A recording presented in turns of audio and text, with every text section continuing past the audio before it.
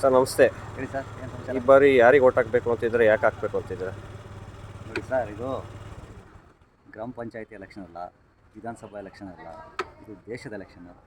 ರಾಷ್ಟ್ರ ನಿರ್ಮಾಣಕ್ಕೆ ನಮ್ಮ ಮಕ್ಕಳ ಭವಿಷ್ಯದ ಎಲೆಕ್ಷನ್.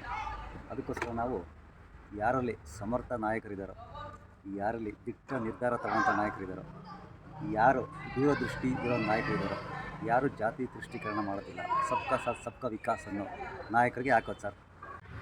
ನೋಡಿರಿ, ದೇಶದ ಪ್ರಧಾನಿ ಆಗಬೇಕಂದ್ರೆ ಒಂದು ದಮ್ ಬೇಕು, ತಾಕತ್ತು ಬೇಕು. GST ಥರ ತಾಕತ್ತು ಯಾರಿಗಿತ್ತು ರೀ? ಏರ್ ಸ್ಟ್ರೈಕ್, ಸರ್ಜಿಕಲ್ ಸ್ಟ್ರೈಕ್ ಮಾಡೋ ತಾಕತ್ತು ಯಾರಿಗಿತ್ತು?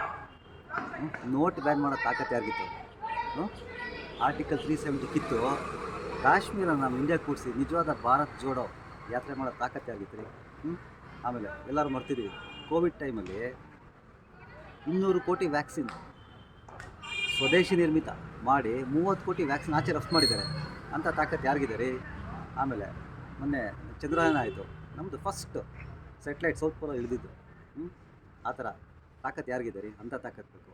ಈಗ ನೋಡಿ, ನೀವೇ ಇಮೇಜಿನ್ ಮಾಡ್ಕೊಳ್ಳಿ, ಈಗ ರಾಹುಲ್ ಗಾಂಧಿ ಪ್ರಧಾನಿ ಆದರೆ, ಮಮತಾ ಬ್ಯಾನರ್ಜಿ ಹೋಮ್ ಮಿನಿಸ್ಟರ್ ಆಗ್ಬಿಟ್ಟು, ಅಖಿಲೇಶ್ ಯಾದವ್ ಏನಾದರೂ ಡಿಫೆನ್ಸ್ ಮಿನಿಸ್ಟರ್ ಆಗಿಬಿಟ್ರೆ ನಾವು ಇರೋಕ್ಕಾಗುತ್ತೆ ಅಂದರೆ ಇಲ್ಲಿ, ನಮ್ಮ ಮಕ್ಕಳಲ್ಲಿ ಇರೋಕ್ಕಾಗುತ್ತೆ ಇಲ್ಲಿ? ಸೊ ನಮಗೆ ಬೇಕಾಗಿರೋದು ಮೋದಿ ಟೀಮ್. ನೋಡಿರಿ ಎಂತೆಂಥರಿದ್ರು ಮೋದಿ ಟೀಮಲ್ಲಿ. ಜೇಮ್ಸ್ ಬಾಂಡ್ 007 ಯಾರು ಹೇಳಿ? Ajit Doval, national security adviser. ಮತ್ತು ಯಾರು? ಜೈಶಂಕರ್, ಮಹಾತಾಂತ್ರಿಕ. ಮತ್ತು ನಮ್ಮ ನಿತಿನ್ ಗಡ್ಕರಿ ಅವರು ಡೈಲಿ 28 ಕಿಲೋಮೀಟ್ರ್ ರೋಡ್ ಮಾಡ್ತಾನೆ ಅವರೇ, ಬಿಟ್ಟರೆ ನಮ್ಮ ಮನೆ ಮೇಲೆ ರೋಡ್ ಹಾಕ್ಬಿಡ್ತಾರೆ. ಸೊ ನಮಗೆ ಬೇಕಾಗಿರೋದು ಅಂಥ ಟೀಮು. ಈಗ ನಮ್ಮ ಭಾರತದ ರಾಜತಾಂತ್ರಿಕತೆ ಬಗ್ಗೆ ಹೇಳ್ತೀನಿ ಕೇಳಿ. ಮೊನ್ನೆ ರಷ್ಯಾ ಯುಕ್ರೇನ್ ವಾರ ಆಯಿತು ನೋಡಿ, ಏನು ಮಾಡೋರು? ಅರ್ಧ ದಿವಸ ರಷ್ಯಾ ಯುಕ್ರೇನ್ ವಾರ ನಿಲ್ಲಿಸಿ ಅಲ್ಲಿ ಹೋಗಿ ಇವರು ನಮ್ಮ ಭಾರತೀಯನ ಎತ್ಕೊಂಬಂದಿದ್ದಾರೆ.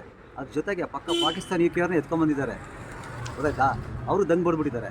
ಇನ್ನು ಮೊನ್ನೆ 8 ಜನ ಎಕ್ಸ್ ನೇವಿ ಆಫೀಸರ್ಸ್ನ ಮರದಲ್ಲೇ ವಿಧಿಸ್ಬಿಟ್ಟಿದ್ರು, ಅವನ್ನ ಕರ್ಕೊಂಬಂದಿದ್ದಾರೆ. ಇಂಥ ತಾಕತ್ತು ಬೇಕು ರೀ? ಹೋಗಲಿ, ಅದೆಲ್ಲ ಬಿಟ್ಬಿಡಿ. ಅಭಿವೃದ್ಧಿ ಬಗ್ಗೆ ಮಾತಾಡ್ತೀನಿ ಕೇಳಿ. ಜಸ್ಟು 60 ವರ್ಷಕ್ಕಿಂತ ಮುಂಚೆ ಆಗಿದ್ದ ಅಭಿವೃದ್ಧಿಗೂ ಈಗ ಕಳೆದ 10 ವರ್ಷದಲ್ಲಿ ಆಗಿದ್ದ ಅಭಿವೃದ್ಧಿಗೂ ನೋಡ್ಕೊಳ್ಳಿ, 10 ಪಟ್ಟು ಜಾಸ್ತಿ ಆಗಿದೆ. ಎಷ್ಟು 10 ವರ್ಷದಲ್ಲಿ? ಹಳ್ಳಿಗಳಾಗಿದ್ದಾವೆ, ಪ್ರತಿ ಮನೆ ಮುಂದೆನೂ cement road, Jal Jeevan mission ನೀರು, ಪ್ರತಿ ಗ್ರಾಮ ಪಂಚಾಯತಿನಲ್ಲಿ ಬ್ರಾಡ್ಬ್ಯಾಂಡ್ ಕನೆಕ್ಷನ್ ಸಿಕ್ಕಿದೆ. ಎಲ್ಲರೂ UPನಲ್ಲಿ ಅಲ್ಲೇ ತರಕಾರಿ ಮಾರೋದು UPನಲ್ಲಿ ಪೇಮೆಂಟ್ ಮಾಡ್ತಾ ಇದ್ದಾನೆ. ಆಮೇಲೆ ಮೊದಲು ಡೇಟಾ ಎಷ್ಟಿತ್ತು ರೀ? 2 GB ಡೇಟಾ ಎಷ್ಟಿತ್ತು? 200 ರೂಪಾಯಿ ತೊಗೊತಾ ಇದ್ವಿ. ಈಗ 1 GB ಡೇಟಾ ಬರೀ 5 ರೂಪಾಯಿ ಸಿಗ್ತಾಯಿದೆ. ಬಡವ್ರ ಮಕ್ಕಳ ಹತ್ರ ಲ್ಯಾಪ್ಟಾಪ್ ಇದ್ದಾರೆ, ಎಲ್ಲರೂ ಕ್ಲಾಸ್ ಕೇಳ್ತಾರೆ.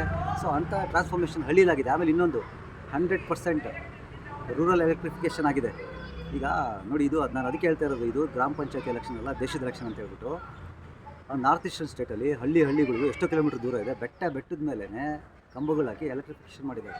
ಸೊ ಅದಕ್ಕೋಸ್ಕರ ಮೋದಿ ಬೇಕು ಅಂತ ಹೇಳ್ತಾರೆ. 2014ರಲ್ಲಿ ನಮ್ಮ ದೇಶದ ಆರ್ಥಿಕತೆ 11ನೇ ಸ್ಥಾನದಲ್ಲಿತ್ತು. ಈಗ 3ನೇ ಸ್ಥಾನಕ್ಕೆ ಬಂದಿದ್ದೀವಿ. 4 ಟ್ರಿಲಿಯನ್ ಎಕಾನಮಿ ದಾಟಿದೆ.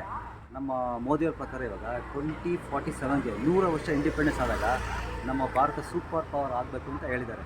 ಸೊ ಆ ದಿಟ್ಟಿಂದ ನಾವು ಹೆಜ್ಜೆ ಆಗ್ತಾಯಿದ್ದೀವಿ. ಮೋದಿಗೆ ಮಕ್ಕಳು ಮೊಮ್ಮಕ್ಕಳು ಯಾರೂ ಇಲ್ಲ. ಅವರು ದಿನದ 24 ಗಂಟೆ ದೇಶಕ್ಕೋಸ್ಕರ ಕೆಲಸ ಮಾಡ್ತಾರೆ. ಅವರು ದೇಶದ ಪೂಜಾರಿ. ಅಂಥವ್ರಿಗೆ ನಮ್ಮ ಓಟು.